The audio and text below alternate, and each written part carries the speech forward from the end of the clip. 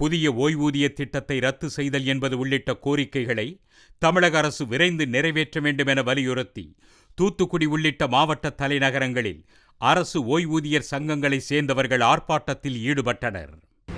2021 சட்டமன்ற தேர்தலின் போது தலைவர் மு.க. ஸ்டாலின் அவர்கள் எங்களது அரசு வந்தால் பழைய பென்ஷன் திட்டத்தை அமல்படுத்துவேன் என்று சொன்னார்கள். 3.5 ஆண்டுகள் கடந்துவிட்ட பின்னணியில் அவரது கவனத்தை ஈர்க்கும் பொருட்டு தேர்தல் வாக்குறுதிகளை நிறைவேற்றுங்கள் என்று அனைத்து ஓய்வூதியர் சங்கங்களின் கூட்டமைப்பு இந்த தர்ணா போராட்டத்தை நடத்தி கொண்டிருக்கிறது என்பதை தெரிவித்துள்ளது.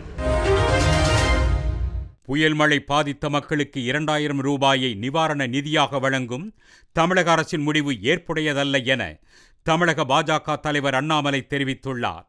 தமிழக அரசு தன்னிடமுள்ள நிதியை அவசர தேவைக்கு தற்போதைக்கு பயன்படுத்த வேண்டும் என அவர் கேட்டுக்கொண்டார்.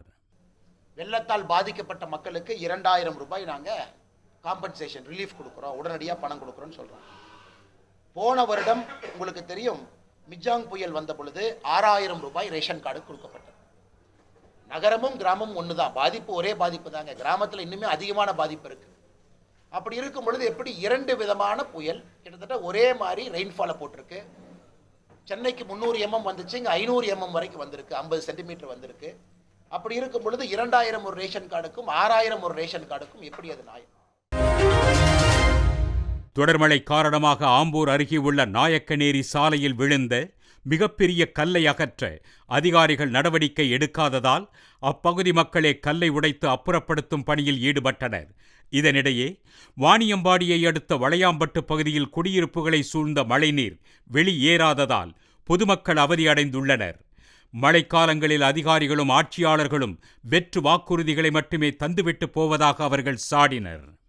தண்ணி மழை பெஞ்சு தண்ணி வெள்ளம் ஊட்டு உள்ளெல்லாம் போடுது. நிம்மதியாக சாப்பிட முடியல, நிம்மதியாக தூங்க முடியல. பிள்ளை குட்டிங்கெல்லாம் குழந்தை குட்டிங்கெல்லாம் பசும் பட்டிமா சாகுறோம். பாம்பெல்லாம் வீட்டு உள்ள தூருது. தண்ணி போகிறதுக்கு வழி வாங்கி விட மாட்டேன்றாங்க. அரசாங்கம் காவல்துறை பார்த்துட்டு போகிறாங்க.